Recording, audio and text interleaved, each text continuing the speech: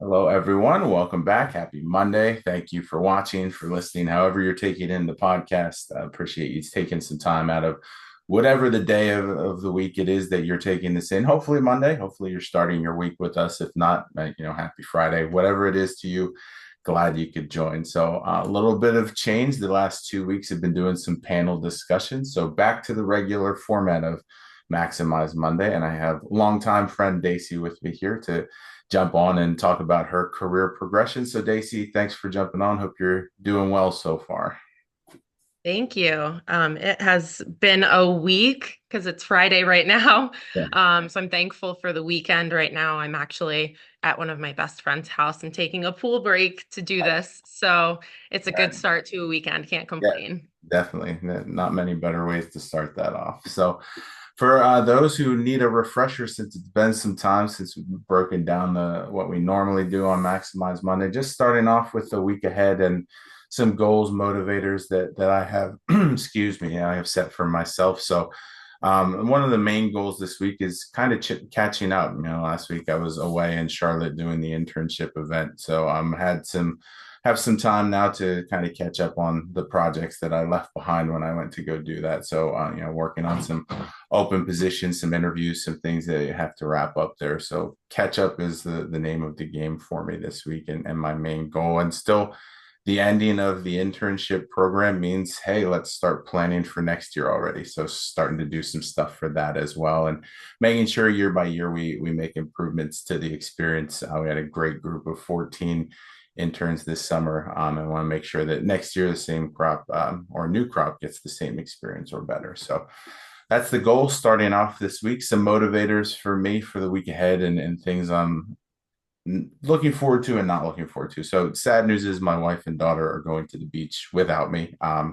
Tears, crying. I will miss them, but at the same time, that means TV time is just mine. So I get to catch up on like movies or shows that none of them care about or that my daughter can't watch. So get to do that. So that's motivating me for the week ahead. And then just even though the internship program's over, that motivation I think is going to carry on for some time, just because I got to see so many awesome presentations and hear about all the different ways that they were making an impact to the company over 10 weeks was really cool to see and just kind of invigorated me to move forward here. So that's what I have going on in my world this week. Dacey, what's going on with you? Wow, like I said, it's been a week. We were going over our budgets, which I mean, I'm sure as you know, in the nonprofit world has been a nightmare trying to figure things out. And our goals had been upped substantially from what we raised this past year. So thinking a lot about that. But with that, we did just get a check for 75,000 from someone who used to give us 20. So making some positive steps in the fundraising world because development is my technical overarching position. On top of that, we do have a couple of events coming up. So, really in kind of event mode. And when I am in event mode, nothing really else matters because there's so many intricate parts that work towards that. Yeah. So, our big event is coming up not until October, but there is a lot of planning that goes around it because of the sensitive nature of the topic. It's very particular. So my work is a lot of confidential pieces, but a lot of moving parts, especially for a three-person. So, like I said, this weekend is exciting for me. Today, I'm seeing one of my best friends who is basically like my family. Tomorrow, I am seeing another friend with another pool, actually. I have some good friends. Yeah. And then Sunday, I'm going to see my mom with my partner. So I'm really excited. Should be an exciting weekend. So the weekend's positive. So it'll send me into a really positive work week and hopefully allow me to be able to get some of those outstanding things that I have on my to-do list done. Yeah, yeah, definitely, definitely. So you and I have known each other for quite some time, and I've been kind of pestering you to join me on this show for a bit, but you've been busy these last few years. So again, thank you for taking some time to join me. And if you've watched the show or listened, that you know there's a lot of episodes that deal with transitioning from education into something new. And your career path has kind of gone through a few different realms, and you were in higher ed for quite some time, and now have made that move into the nonprofit space. So, that is something that I've talked to a lot of transitioning educators, and that's something that they want to do as well. Continue to hold on to what they valued about being in education, and a lot of that is that community involvement and engagement. So, for you moving from higher ed into the nonprofit space, what did that process look like for you? What made you choose, going into nonprofit as opposed to maybe some of the other paths that you might have considered given your background and your experiences? Sure. So even when I was in higher education, I was working at Kutztown originally, where I got my master's. And I learned a lot about nonprofits earlier than that when I was actually getting my degree in public relations. That was when I started to work with nonprofits, specifically one nonprofit that's actually in Reading, outside of where I live now, called I Am Able. And as the account executive on my public relations team, it was my duty to make all of those communications to kind of be the leader of that project. And I really liked that feeling. I liked the feeling of being that person to make the contact. I didn't have to worry about communication or, if someone spoke to somebody maybe a way that I wouldn't speak to, or, using those different kinds of communications. Yeah. So really liked that. And then, so post Kutztown, I got a job working for an honors fraternity, which is what I consider higher education adjacent, right? So we are in the higher education space, Yeah. in kind of a different way. And it being a co-ed honors fraternity, I learned a lot, definitely about the honors fraternity world. But I think more about programming as well, because I didn't really touch too much into the Greek life organization.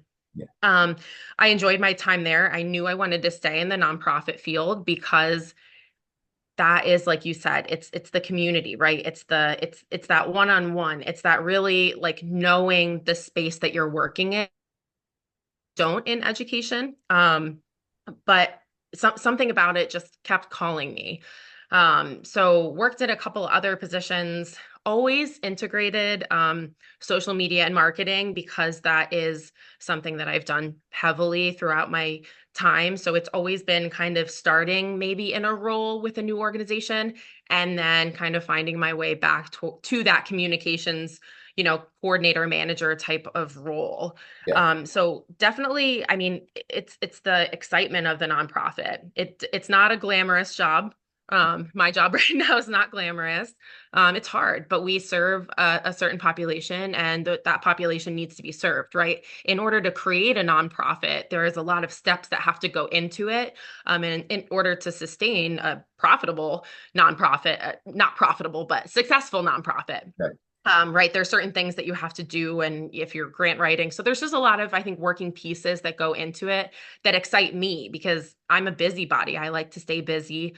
And it's kind of just where I fell in naturally. Yeah, absolutely. So you mentioned it. Let's touch on it a little bit more. Your career and your involvement in social media, and that being a large part of the start of your career. How do you think that kind of helped you not only as your career developed and what you kind of utilized working so heavily in social media, you were able to utilize in new avenues, but also we've talked about the community and how you've given back. How did being so active on social media kind of help you in terms of guiding others in their professional growth? Yeah. So social media, I really started out, pardon me, working heavily in social media in 2015, when I found myself, actually, it was the end of 2014. So I found myself in the graduate assistant position for Kutztown University, running their social media. And during that interview process, it was actually really interesting. I am usually a very confident interviewer, but for some reason, I was feeling a little bit anxious because I found out that it was the official social media accounts for Kutztown University, which is followed by, I don't even remember what the follow numbers were at that point, but there was a lot of followers. So got a little nervous, but made sure that, my communication was key, and I, hammered in on I can learn things. I'm a really solid creative communicator. And eventually that was what my boss told me, sold him on me, was my creativity, right? I'm able to jump into something and really figure out a way to um, make it look pretty, and make it go smoothly, right? Because, like I said, there's a lot of different working pieces. So, social media has always just kind of been there, right? So, social media, I mean, Facebook first came out when we were like in seniors in high school, right? Was Facebook. Yeah. So it's been a little bit with Facebook, but I mean, the face of social media is always changing, right? And that's something that I'm excited about, but it is a little nerve-wracking. So I am very fortunate that when I took my current role now at my company, um, we kind of had, I would call them like partially social media ambassadors. So Okay. members from a different department, actually our education department, who enjoy social media, who are good at making TikToks, who like being creative as well. So what I did was I kind of created some campaigns around that and kind of let them have it. I do have a very strict policy that people send things to me and I'm the one who plans it.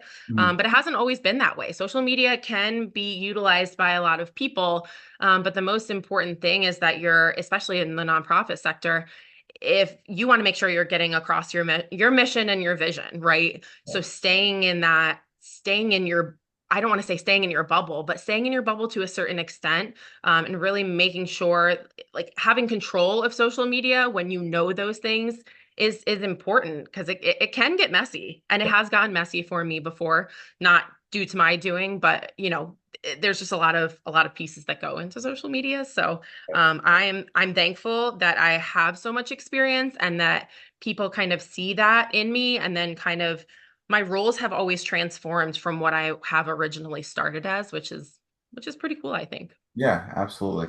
So one of the other questions I had for you is some of the hesitancy I see when people are looking to pursue new opportunities, new fields is, they've already invested so much time, energy in the pursuit of these degrees that they have. And, sometimes it's like, I worked so hard to get this, and now I'm going to be doing something completely different. How do I hold on to what I've accomplished already in this new path? So for you, with your degree in public relations and then your master's with a higher ed pursuit, what are some of the things that you still hold on to from those degree pursuits that you use currently working in the nonprofit space? Sure. So public relations, I mean, it's the community, it's the communications. So like I said, my role is technically in the development spectrum of things, and that's because I assist with so many different asks, right? I'm part of our biggest program for supporters at Safe Berks. It's called Peace Trust. So I do a lot with our Peace Trust members. They vowed to donate X amount of dollars over X amount of years. And we have different programs and luncheons and dinners and outings for them. So I'm a big part of that. So that kind of ties in the communications for sure. The social media. I mean, when I was in college, social media was there, not as prevalent as it was today. But I think really, which is so strange to me, especially working in the nonprofit world, business that class so clearly. And I remember certain things that I learned that I still use to this day, right? When I first came in, I hadn't written a press release in a couple of years, and I was like, oh gosh, I want to make sure I'm writing these press releases right. And I pulled out some of my literal notebooks from 2012. So it's a lot of things that are still relevant that might be tweaked a little bit nowadays, but I think it gives you a lot of those kind of basic fundamentals, which is what I like to go back to, right? I like consistency in everything, which I think flows through all of my education, honestly. Yeah. And my higher education piece. So I was originally hired at Safe Berks as the internship coordinator. Internship, I forget what my title even was, honestly, but was tasked with bringing internships back to Safe Berks post-COVID because of their sensitive nature. During COVID, we weren't able to have people intern. We weren't even have staff there a lot of the times. So very interesting. So I tied that in because I love working with interns. I like, learning about individuals, what their goals are, and bringing them in. And even if it's somebody might come in, for example, we had an intern who actually was just hired, my first win Nice. by the company. Yeah, so exciting. But so she came in working with the children as a children's residential advocate. So doing safety planning, stuff like that with the kids. And now she's actually working as a medical advocate in our MAP program. So she's in the hospital. She's going to hospital rooms if somebody has been assaulted, and she's, spending that time with them and giving them resources, Yeah. basically making sure that they know that we're here. So that's my higher ed space, and it's going to continue. If I do decide to switch careers, which could happen in the near future, I'm still going to stay involved. I love my organization. Like I said, it's a nonprofit, and it truly is a passion of mine, especially because I have some DV and essay and that's been in my life, I think, as we all do. Mhm. And even if I leave, it'll probably be back for the education specter of things, but I'll always be involved. I am never, as long as I live in Berks County, I will be involved with Safe Berks. So Which is actually a good segue to questions. I'm jumping around a bit, but you're good. one of the things I like to ask anyone who's kind of made career transitions and moved from one industry to the next is kind of that light at the end of the tunnel type thing, right? The justification for this was the right career path for me. So you've already touched on it a bit, but just to expand more, what are some of the things that you enjoy the most about being in this role, providing that support to others, being, tying all of that into a profession that you're truly passionate about because you clearly are. Yeah. I feel like it's one of those things where I just happen to kind of make my way through the education nonprofit space to kind of get to where I am. I love teaching others, and I love working with people who are early in their education, which I think is why I like working with interns. And we actually hired someone in my department who I also oversee, who is fresh out of college. So this is her first full-time job. I think I really just like I like people, Mhm. and I like people who are open and willing to do the work, right? I could have easily transitioned into a corporate role, and probably been who knows where in the ladder, right? Because the world of small nonprofits, it's not easy to climb the ladder, Right. but you get so much recognition working for a small company. I think that's what I appreciate. I want to be a big part of that team. I don't want to be a small part of a big team. I want to be a big part of a small team. So being in education and then coming over into the nonprofit world, I've always worked for minus Phi Sigma Pi.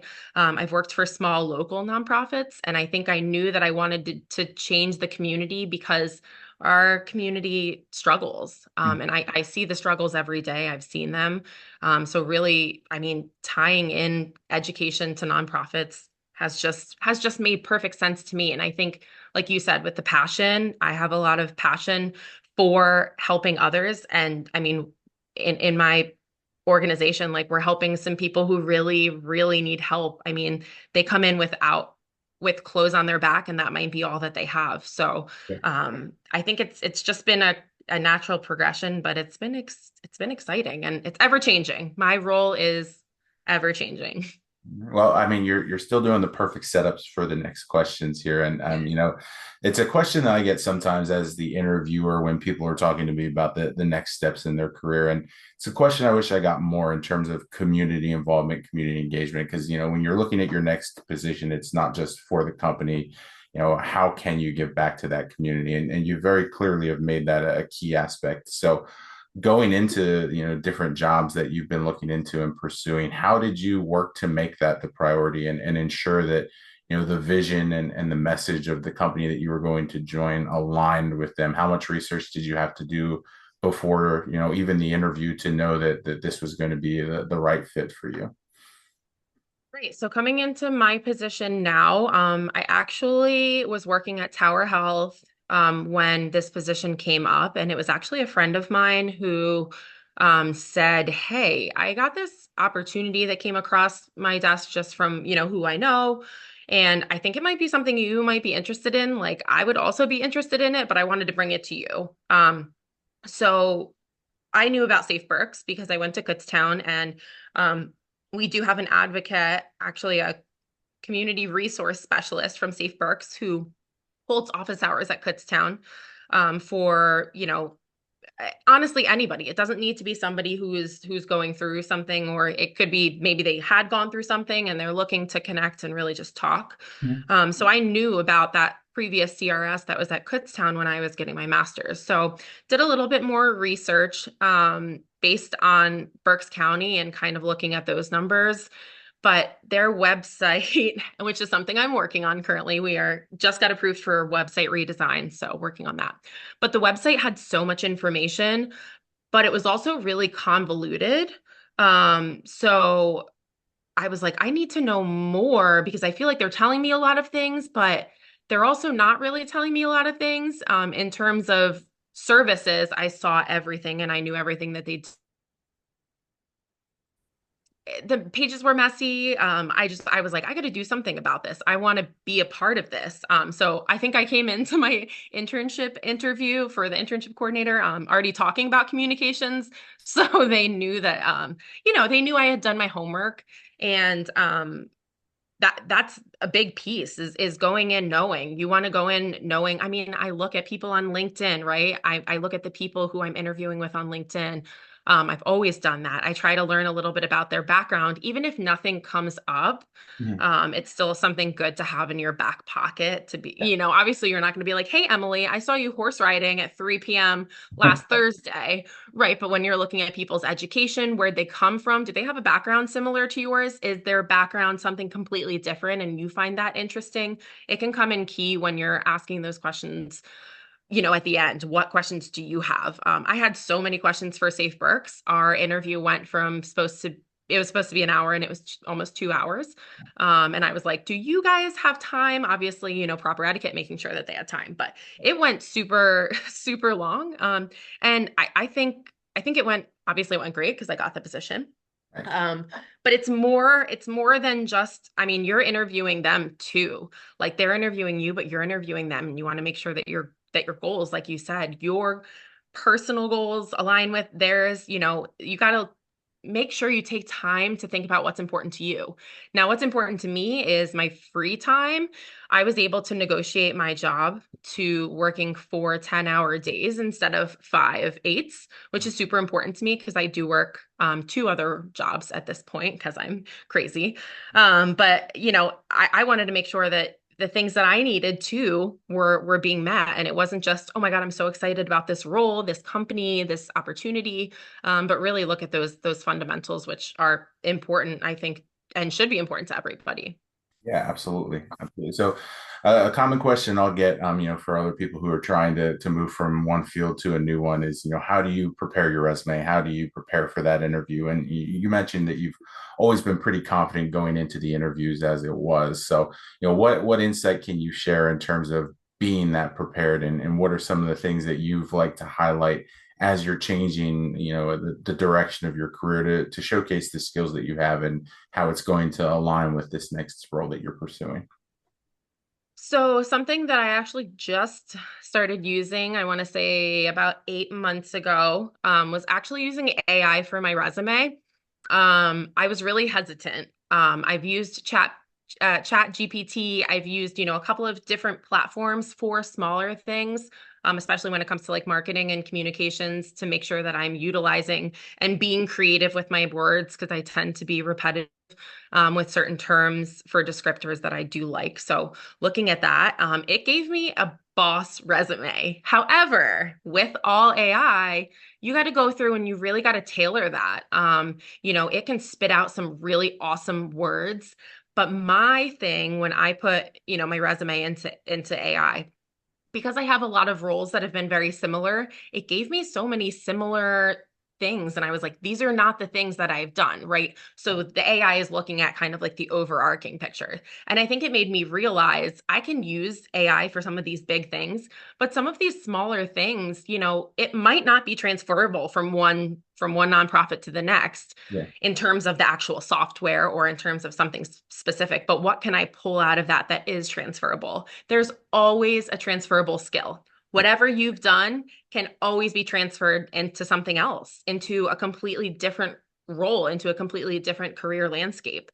So highlighting those things, and it means most of the time you have to, rewrite your resume, not your whole resume, but rewrite a lot for a transitioning role. Mhm. I think it's super important to be intentional, right? We don't want to just be applying to jobs because today we hate our job because tomorrow we might love it. Yeah, So really being intentional in your job search and making sure that you have those transferable skills. If you can't pull them out, AI might be able to. So don't be afraid of using AI. It's there and it's not going anywhere. yeah, So I think really, yeah, really being intentional and using the tools that we have right in front of us for free. It's amazing. The internet is an amazing thing and it can be great. It can also be bad. But it can be great in terms of job searching. So just use the tools that are there and free.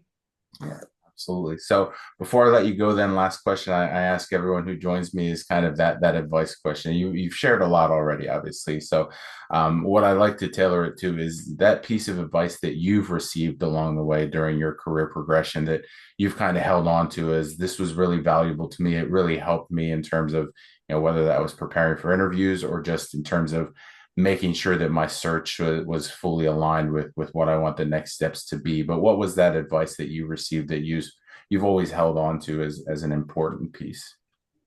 Um, there's a couple of things. First is being on time is being early is on time and on time is late. I know that's something that's kind of cliche, but it truly is important, especially when you're in my field meeting with donors and different people. And getting those communications out in a timely fashion, right? Keeping your email up all day is great, but you can't spend your whole day on it. You want to make sure that you're getting back to people in a reasonable time. If you get back to people immediately and then one day you're not able to, it rubs people the wrong way. Yeah, So making sure that you have that it's thorough, but that you're giving yourself some time to do other things as well. Because email is just a part of our job, especially in my world. I'm literally up and out of my desk all day. So yeah, making sure that once again, being intentional and I want to say proactive with your communication, but not too proactive. yeah, If somebody needs you, they're going to call you. They're going to call you. They're not going to send you an email. So right. really prioritizing and making sure you have your workspace laid out how you want. Absolutely. Well, Dacey, I'm so thankful that we were able to finally do this. Thanks so much for taking some time to talk about your career journey and the valuable information that you passed on to other people looking to explore new ventures. If you're not connected with Dacey already on LinkedIn, make sure you do that. Otherwise, thank you for listening. Thank you for watching, and we will see you next week. Bye. Thanks, Matt.